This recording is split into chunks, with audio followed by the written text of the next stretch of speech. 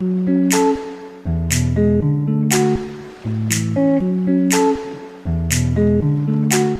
pero muy buena gente, ¿cómo andan? ¿Cómo les va? Bienvenidos nuevamente al canal. Y hoy les traigo algo nuevo, algo que había anunciado ya en Twitter. El otro día estuve viendo un documental sobre el Barcelona de Johan Cruyff y la verdad que me quedé re manija de intentar replicar su táctica en el FM22. Y bueno, para eso nos hicimos esta partida con el Barcelona actual. ¿Sí? No hicimos ningún tipo de contrataciones ni nada, simplemente con los jugadores que ya traía el juego.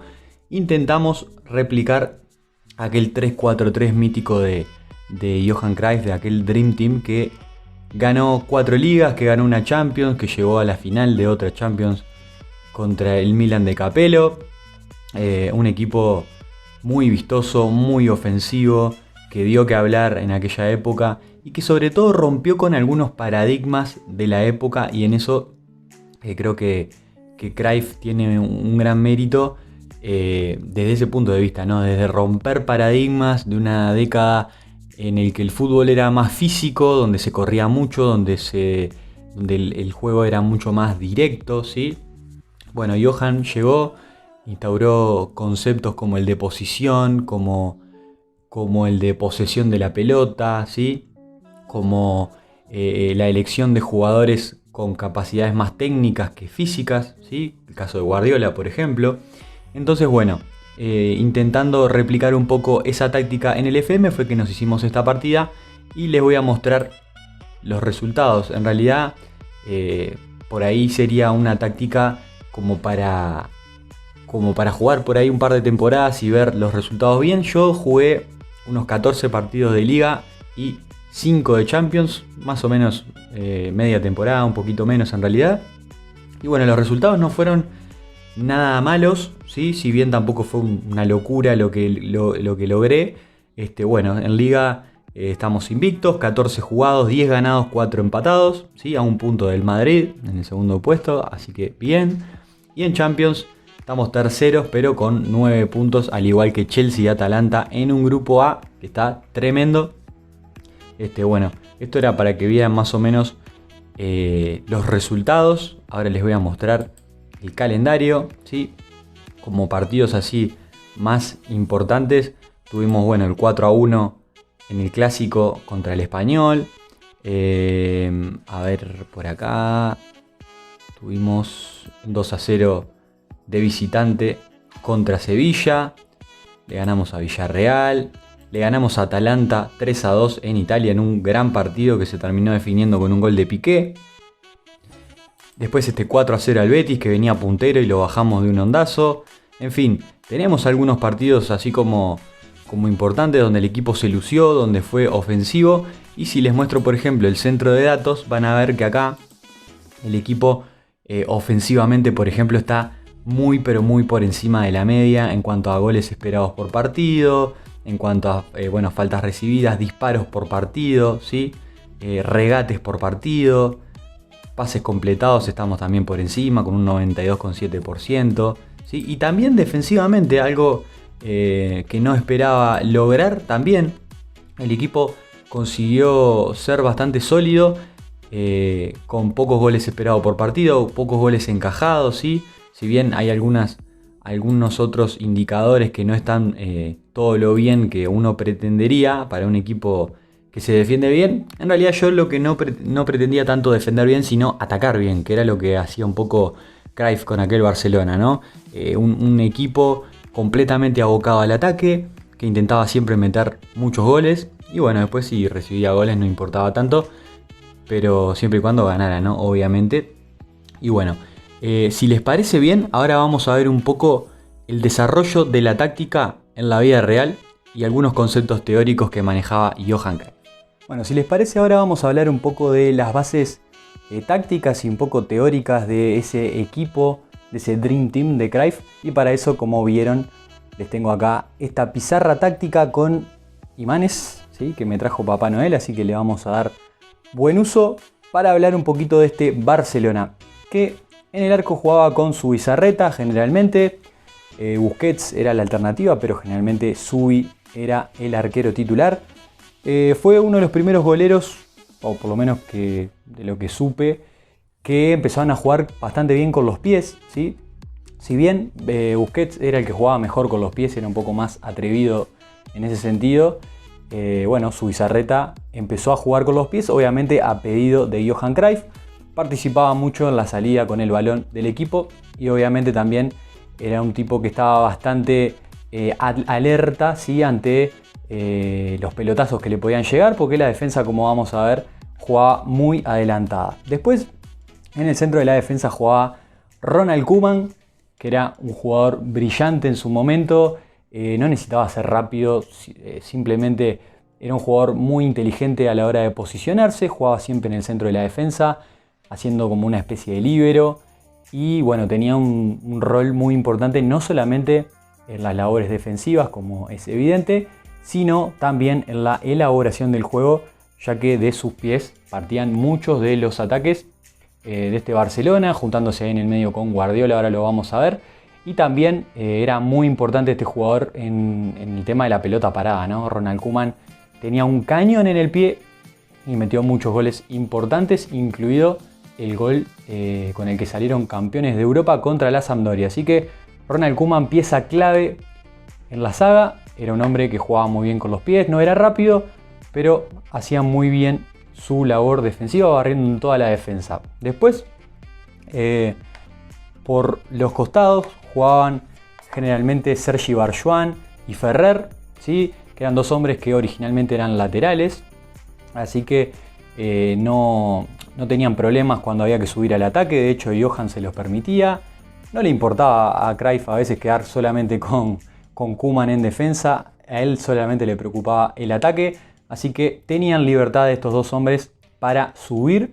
Y bueno, los duelos defensivos eran muy veloces y solían ganar también, así que dos jugadores importantes. Si hablamos de importancia, ¿qué decir de Pep Guardiola? Que era el volante central, ¿sí? En aquella época generalmente los volantes centrales tenían que ser robustos, tenían que tener cara de malo, tenían que ser recios en la marca. Bueno, Guardiola fue el primero de una nueva camada, ¿sí? de este tipo de jugadores, con otro tipo de virtudes, ¿no? Muy táctico, muy hábil a la hora de... inteligente también, ¿no? A la hora de hacer relevos, como lo que les decía recién, cuando la pelota venía sobre este sector y el lateral subía, Guardiola tomaba esta posición, ¿sí?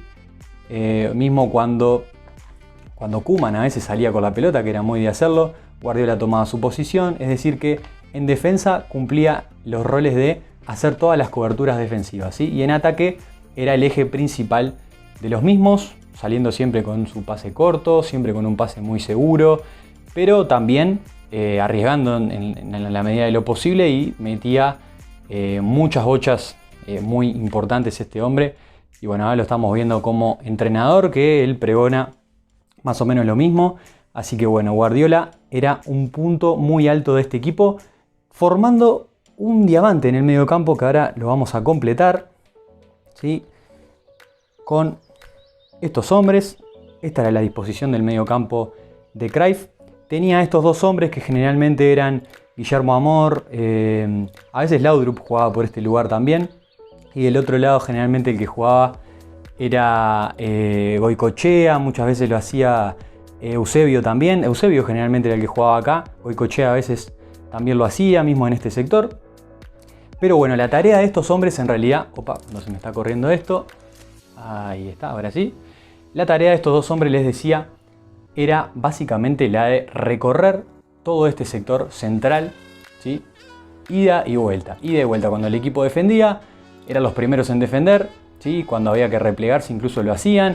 Incluso si este hombre, por ejemplo, subía, este a veces se quedaba, ¿sí? Y también en fase ofensiva eran los encargados de romper hacia adelante cuando los delanteros, que ahora lo vamos a ver que tenían una gran movilidad, generaban huecos, se movían y generaban esos espacios para que estos dos hombres llegaran al área, incluso a posiciones de gol. En realidad, tanto Amor como Goicoechea, como Eusebio, eran jugadores más de rol en este equipo. No eran los más reconocidos, pero igual su labor era sumamente importante, sobre todo para el equilibrio, ¿no? del equipo, teniendo en cuenta que jugaban con pocos hombres en fase defensiva, ¿no? Y bueno, este hombre que, bueno, uno si lo mirara hoy sería una especie de enlace, en aquella época era José María Vaquero, que en realidad no tenía tanto la característica de enlace, ¿sí? Sino más bien que era un delantero camuflado, ¿no? De hecho, él jugaba como delantero y Cruyff lo convirtió en un jugador para esta zona. ¿Qué hacía Vaquero? Bueno, básicamente arrancaba desde atrás, jugaba mucho de espaldas, ¿sí? Cuando se formaba este diamante, a veces la pelota le llegaba, él jugando de espaldas acá, descargaba hacia la punta, o hacia acá, o hacia acá, ¿sí? Era como una especie de playmaker, ¿sí? Pero jugando de espalda. Y también lo que hacía, que ahora lo vamos a ver cuando hablemos de los delanteros, era meterse al área enseguida cuando se generaban huecos por la movilidad de los delanteros, ¿sí? Entonces Vaquero era un hombre que, si bien arrancaba desde atrás, muchas veces terminaba de número 9, ¿sí? Y también tenía una característica muy peculiar, digamos, muy positiva para aquel equipo, que era que jugaba muy bien de cabeza y de hecho hizo muchos goles importantes Vaquero, terminando de rematar centros que llegaban desde las bandas, ¿sí? Vamos a ver los tres de arriba, ¿sí? Vamos a ponerlos así.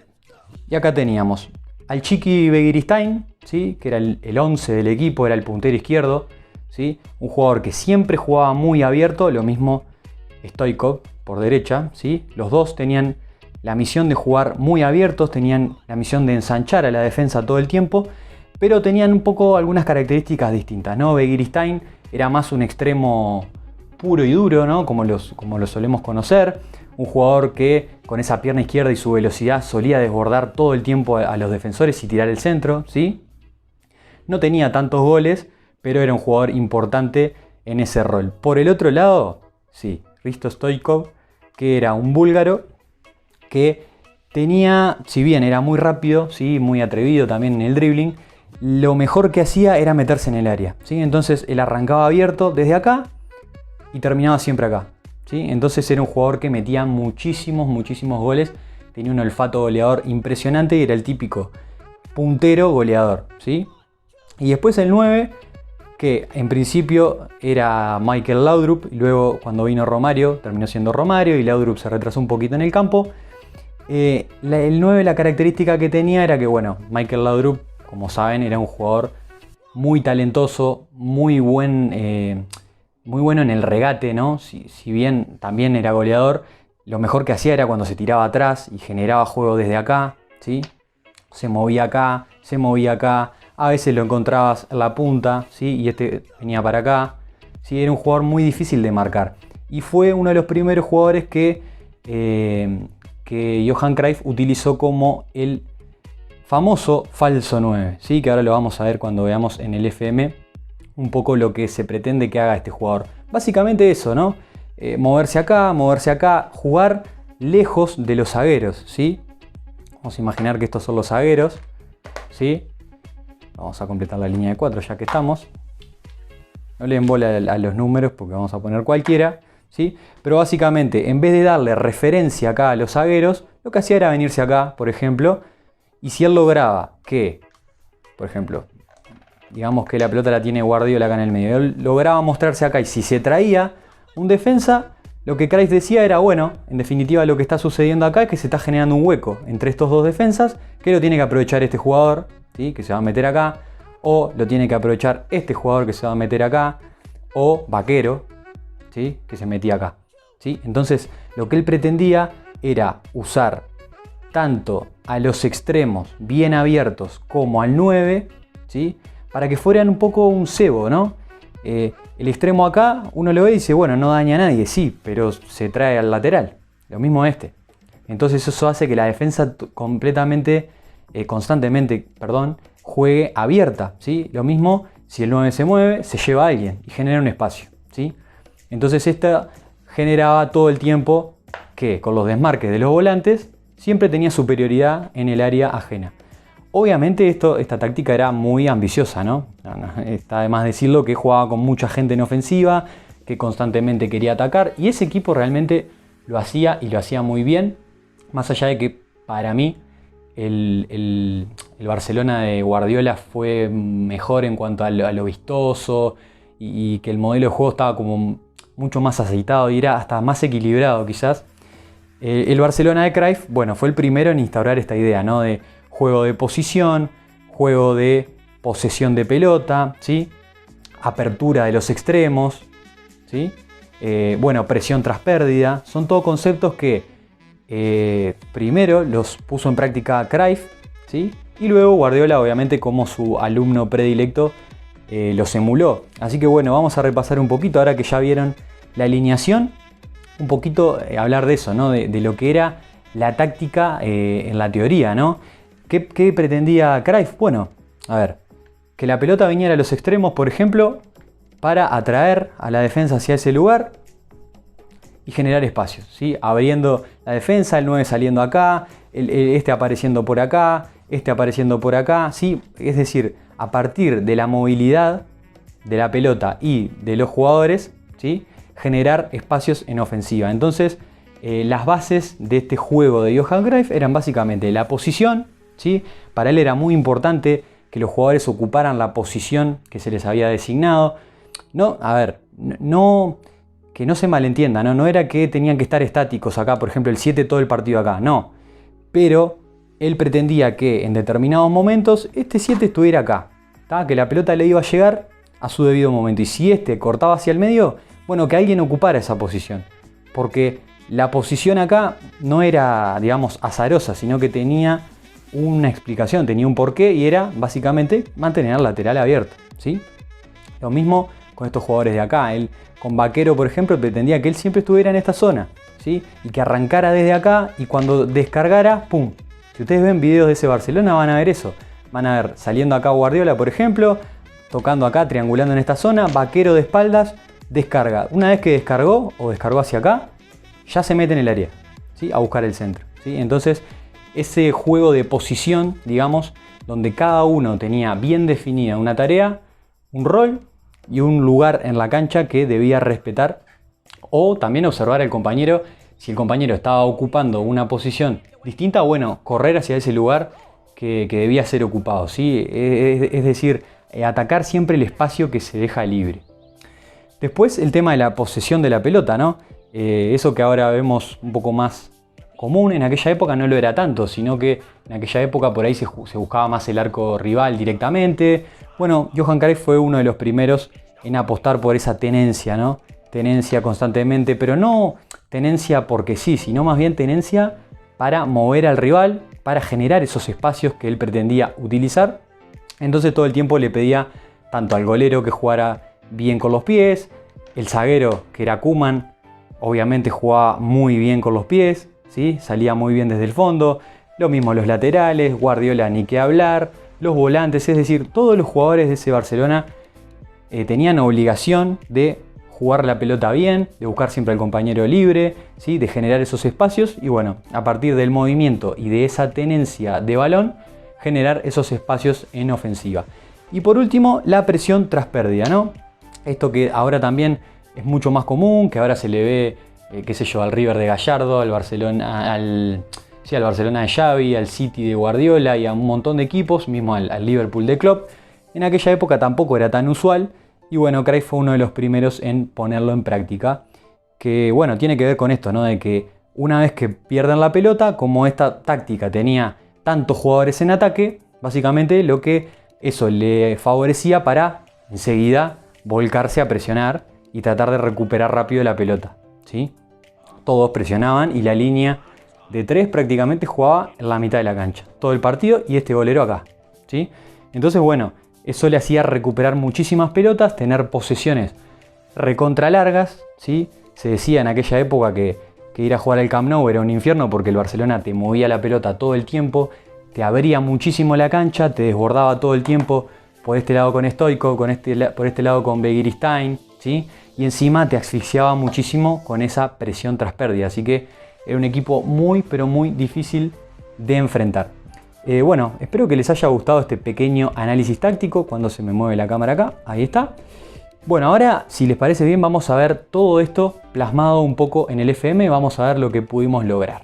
Bueno, ahora esto que acabamos de ver en la pizarra, vamos a verlo en la táctica del FM22, ¿sí? Abrimos de nuevo la partida y acá tenemos la disposición táctica de ese Barcelona versión 2022, que como les dije no hice ningún tipo de incorporación, ni hice nada raro, simplemente me dediqué a jugar.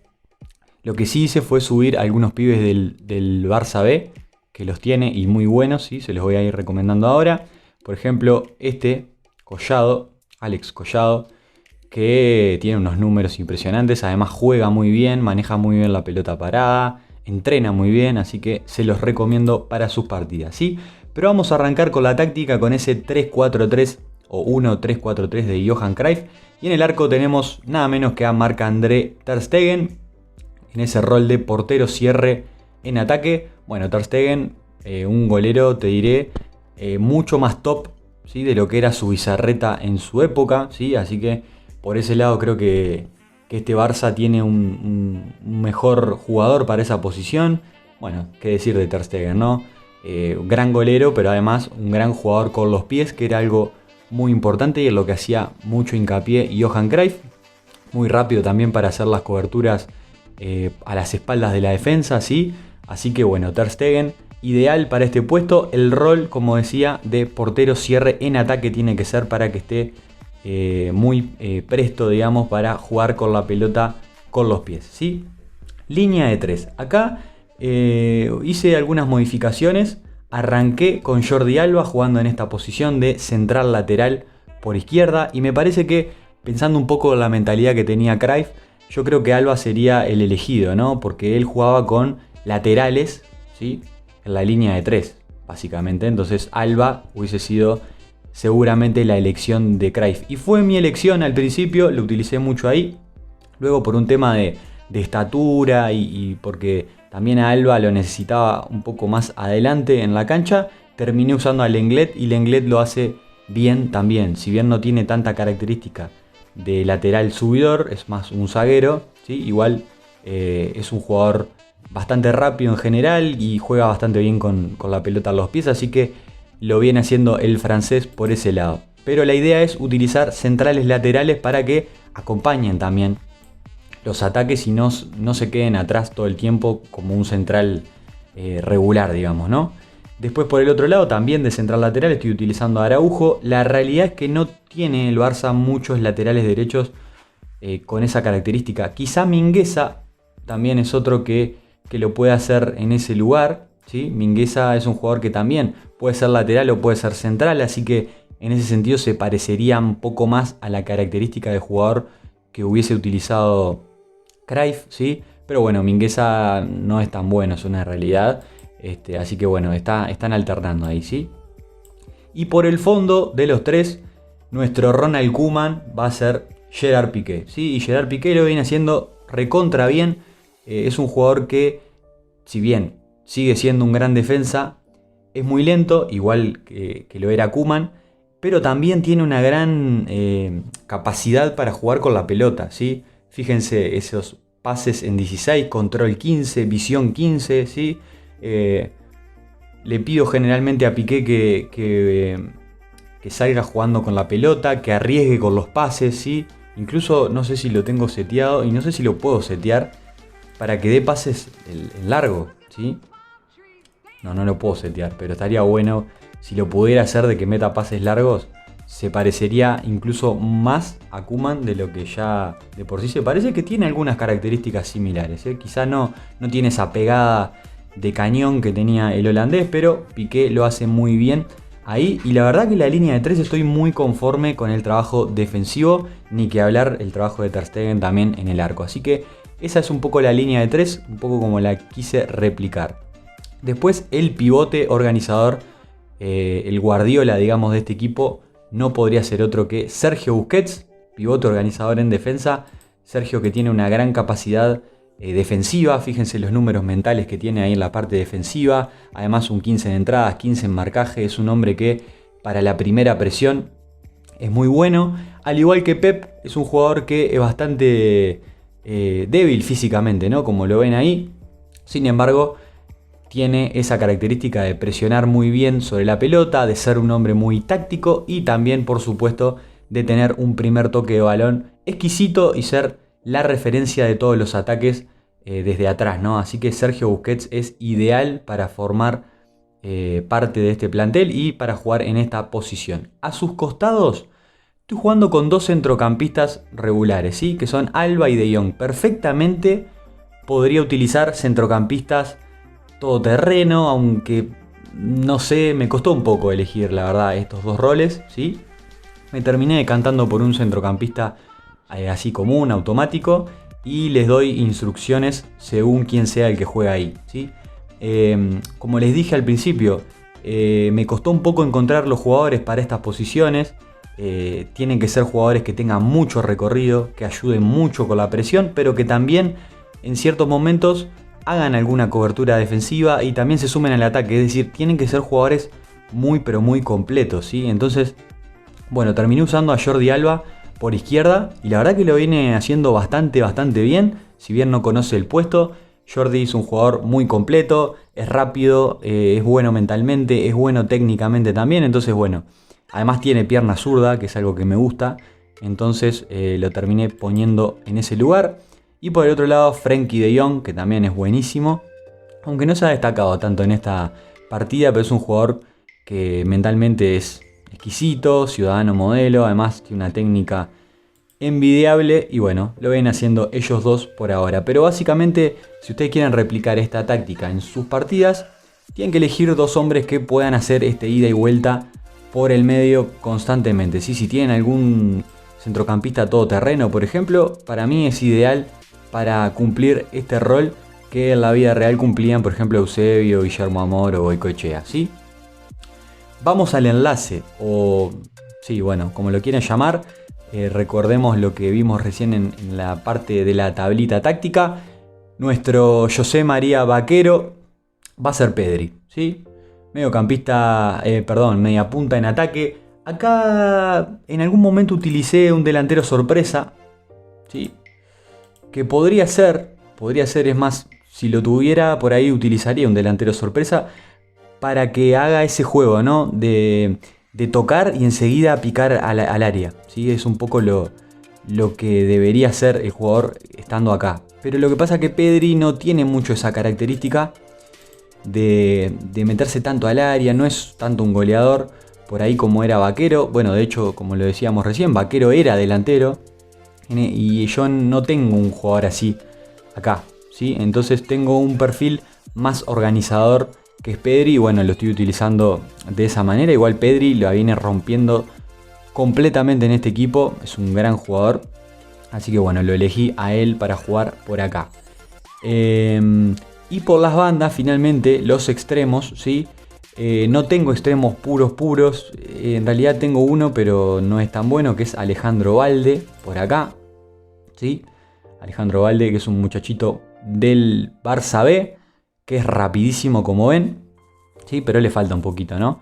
Para estar a nivel del primer equipo. Y bueno, este sería nuestro falso Chiqui Begiristain, ¿no? Por izquierda, rápido, encarador. Igual cuando juega lo hace bien, por acá Balde. Yo en realidad estoy utilizando a Ansu Fati como delantero interior para que meta esas diagonales como solía hacer Hristo Stoichkov. Y la orden que le doy a Fati es que se abra banda, ¿sí? Para que todo el tiempo juegue pegado a la banda. Lo mismo hago con Collado, que también tiene la misma instrucción de abrirse a la banda. En el caso de Collado juega como interior inverso también en ataque. También es importante que los extremos, sea cual sea el rol que ustedes elijan para que jueguen acá, que estén en ataque, ¿sí? Porque también otra de las cosas en las que insistía Johan era en que los extremos abrieran la defensa y también la profundizaran. Es decir, que jueguen siempre bien adelantados para fijar a la defensa rival lo más atrás posible, ¿sí? Bueno, me queda el último, que es el famoso falso 9. Y acá me sorprendió bastante lo bien que lo está haciendo Memphis Depay en esa posición. La verdad que no sabía bien dónde colocarlo a Memphis en esta partida. Incluso pensé en retrasarlo ahí donde está Pedri, ponerlo de delantero sorpresa. No lo tenía muy claro. Y bueno, al final lo terminé encontrando bien de falso 9. Viene metiendo varios goles. Hace muy bien ese trabajo de salir del área, ¿no? De meterse acá, de abrirse incluso. Y bueno, viene generando muchos espacios, sobre todo para que Ansu Fati aparezca muchas veces siendo él el goleador del equipo, intercambiando esos roles. Si tuviera un delantero sorpresa por ahí un poco más adecuado para este tipo de táctica, yo creo que haría 1.000.000 de goles, porque los espacios que genera Depay con sus movimientos son realmente maravillosos. Bueno, ahora les voy a mostrar un poco, ya que les mostré el 11 titular y un poco lo que estoy tratando de emular, los otros detalles de la táctica. La mentalidad, por supuesto, ofensiva, como no podría ser de otra manera. A veces intercalo con positiva, pero generalmente es ofensiva. La amplitud del ataque extremadamente ancho, ¿sí? Por esto que decíamos hoy. Ensanchar completamente al equipo y a la defensa rival, ¿sí? Uno de los conceptos clave de la táctica de Johan. Salir jugando desde el fondo. En ocasiones pongo jugar por el centro. Lo que pasa es que esto a veces hace que se acumule mucha gente acá y no me gusta tanto. Pero bueno, ustedes lo pueden ir viendo en sus partidas. Pases más en corto. Ritmo de juego estándar. Esto se puede discutir, ¿eh? Se puede discutir incluso cuando utilizo la mentalidad positiva. A veces lo pongo así, más alto. Porque la idea era que los toques fueran rápidos, ¿sí? Tic tac, rápido. No mover la pelota para el costado al pedo, sino moverla para adelante. Lo que pasa es que al jugar con mentalidad ofensiva, ya de por sí esta mentalidad es hace que el juego sea bastante directo, ¿sí? Que no directo, sino que el ritmo sea más alto, ¿sí? Entonces, por eso la utilizo en estándar. Igual, la verdad que logro el objetivo de que el equipo tenga la posesión, pero además que sea bastante vertical y que no sea tan parsimonioso, ¿no? Que es un poco lo que se intenta buscar al ajustar este ritmo de juego.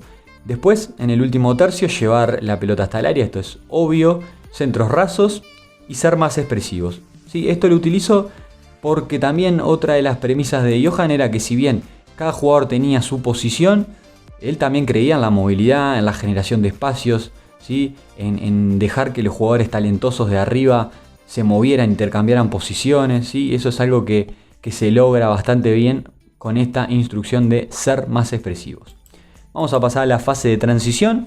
Obviamente activamos la contrapresión, ¿sí? Presión tras pérdida es, creo que también eso de que recibimos pocos goles en Liga y bueno, en Champions algunos más, pero creo que tiene que ver, más que porque la defensa sea buena, tiene que ver con esa presión tras pérdida, ¿no? Como presionamos mucho, a veces obligamos a tirar pelotazos para arriba y nuestros centrales son altos, entonces ganamos de cabeza y ya recuperamos rápido la pelota, ¿sí? Entonces es una manera de defendernos muy arriba en el campo y no sufrir tanto atrás. Después, cuando recuperamos la pelota, acá ustedes lo pueden ir viendo, ¿sí? Yo, para no intensificar tanto y no cansar tanto a los jugadores, pongo mantener dibujo. Hay equipos, por ejemplo el City de Guardiola, juega a la contra, ¿sí? O incluso por ahí lo tendría algo así, ¿sí? Que es un juego muy parecido al de Cruyff. Yo creo que Cruyff no era tan amigo de la contra, sino más bien del ataque posicional. A él le gustaba que los jugadores estuvieran cada uno en su lugarcito, no enloquecerse mucho y descansar un poco cuando se tiene la pelota, para luego, cuando la perdemos, sí, ahí meterle todo el power al físico para recuperarla rápido, ¿sí? Después, la distribución en corto, obviamente, y cuando no tenemos la posesión, apretamos lo más arriba posible, con presión alta, con táctica de fuera de juego, con marcajes férreos, con todos los chiches, ¿no? Lo único que no activé fue el ser agresivos, porque me parece que no paga mucho la pena. Sí tienen algunos jugadores en particular la orden de ser más agresivos, pero no todo el equipo, ¿sí? Así que bueno, esa es un poco la táctica de Johan Cruyff. Ahora les voy a pasar a mostrar algunos de los goles que hicimos en esta partida, en este experimento táctico.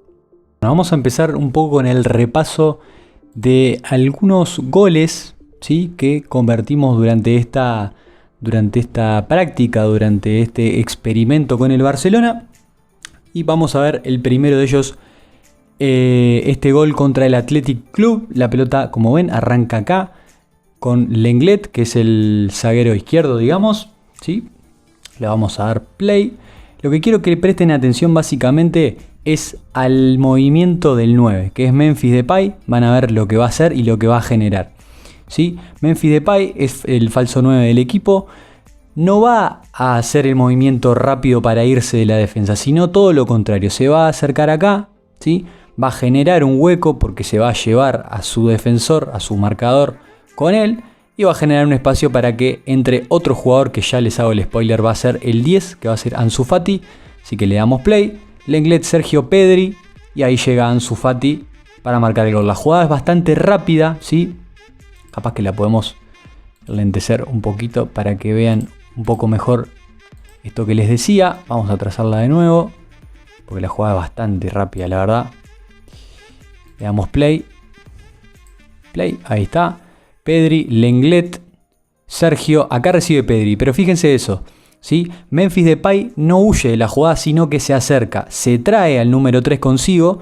Y acá, entre el número 3, que es el zaguero derecho, y el 18, que es el lateral izquierdo, se genera este hueco que hábilmente Ansu Fati lo aprovecha cortando hacia el centro y va a llegar directamente al gol. Lo vemos de nuevo, Pedri que mete una buena pelota ahí, llega Fati y marca este primer gol. Pasamos al segundo gol, bueno, en el mismo partido, también contra el Athletic Club, y bueno, la jugada, como ven acá, se genera a partir de un saque de banda, una jugada que se va a gestar sobre el sector izquierdo. Acá lo importante va a ser el desmarque de ruptura, que va a ser el número 16, si no me equivoco, que es Pedri, que ahora arranca la jugada en el sector izquierdo, pero lo van a ver más sobre este sector y van a ver lo que va a terminar haciendo. Pongo play, ahí está el equipo tocando, tiki taka, Balde, Sergi Roberto, Balde, toca de nuevo para Sergi Roberto, y acá ven esto, ¿no? Pedri, que estaba en este sector, recorta hacia el medio, ¿sí? Y ya se posiciona como lo hubiera hecho Vaquero en su época, ¿sí? En una posición mucho más cercana al área, ¿sí? Porque Pedri tiene libertad de movimiento, se mueve por todo el frente de ataque. En este caso, lo que va a generar va a ser que, bueno, el lateral ya quedó muy abierto, y acá generamos un 3 contra 3, como ven, ¿no?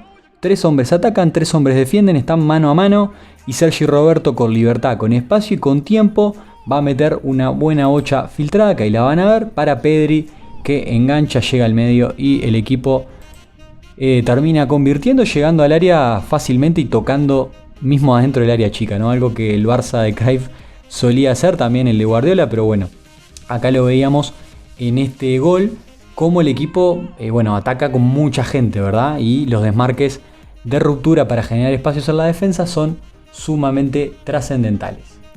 Ahora vemos este gol en el partido contra el Betis, que lo goleamos cómodamente en el Camp Nou. Acá un poco lo que vamos a volver a ver va a ser apertura de los extremos, que como lo ven en el inicio de la jugada, me gusta arrancar la jugada desde atrás porque para que ustedes de alguna manera ya vean cómo es la disposición táctica del equipo, ¿no? Extremos bien abiertos, ahora Ansu Fati se va a abrir incluso más, ¿sí? Collado es el número 12, está bien abierto por banda derecha y van a ver que va a ser fundamental en este gol. Pedri con libertad de movimiento siendo el enlace, Memphis acá en este momento entre los zagueros, pero siempre está haciendo distracción constante. La línea de 3 que separa bien abierta los laterales, y bueno, Sergio haciendo ese rol de Guardiola, ¿no? Ese pivote desde donde parten la mayoría de las jugadas ofensivas. Vamos a darle play. El equipo sale tocando con De Jong, con Pedri, con Collado, y acá vamos a parar otra vez para mostrarles cuál es la clave del gol a mi gusto, ¿sí? Como les decía, Collado juega bien abierto, se trae a su lateral consigo hacia acá, hacia la raya. Por el otro lado, Fati también está bastante abierto, ¿sí? Memphis acá, ¿sí? Lo que hace que estos tres delanteros están muy abiertos y por ende la defensa, al perseguirlos, también se termina abriendo y generan, como ven, este hueco de acá, ¿sí? En este caso, alguien lo va a aprovechar, no les voy a decir quién, pero ya van a ver que la pelota va a caer hacia ese sector y ahí se va a generar la ruptura necesaria para quebrar a esta defensa del Betis. La pelota de Collado, De Jong, Araujo para Collado, y Collado que encuentra a Ansu Fati. Y finalmente les voy a mostrar un gol contra el Atalanta, partido jugado en Italia, que más o menos el concepto es muy similar al del gol anterior que vimos, a los goles en realidad que vimos anteriormente. Como vieron ustedes, la idea es generar espacios por el medio usando a los extremos bien abiertos, ¿sí? Y que se arrastren marcas hacia esos sectores. Por acá, en el partido anterior habíamos visto la actividad de Collado por derecha. Ahora vamos a ver a Ansu Fati haciendo destrozos por izquierda. Por eso quería parar el partido ahí. Y también para mostrarles la disposición táctica del Atalanta, ¿no? Que como ven defiende con 5 hombres, ¿sí? Con una línea de 3 más 2 laterales volantes. Así que bueno, estamos en este momento 5 contra 3. ¿Cómo vamos a romper esa superioridad? Bueno, ya se los voy a mostrar. Primero vamos a atrasar esto un poquito para que no se vea tan rápido. Ahí está, ahora le damos play. Ansu Fati que arranca con la pelota. Toca atrás para Sergi Roberto. ¿Y qué sucede acá? Bueno, lo que les decía, ¿no? Pedri, que es el enganche que viene a ser José María Vaquero, se mete al área. Está el 9, está el otro, punta por el otro lado. Entonces, ¿qué pasa con estos dos hombres de acá? Bueno, distraen un poco a la línea de 3, ¿no? Que se encierra en el área. Y el lateral estaba muy abierto porque Ansu Fati estaba muy abierto. Pero rápidamente él detecta que se genera este espacio acá entre el zaguero que está muy lejos y el lateral. Y lo va a aprovechar Sergi Roberto, le mete la pelota ahí. Ansu Fati aprovecha con su velocidad, mete el centro por abajo y Memphis Depay solamente la tiene que empujar. En fin, es lo mismo que vimos en el gol anterior, ¿sí?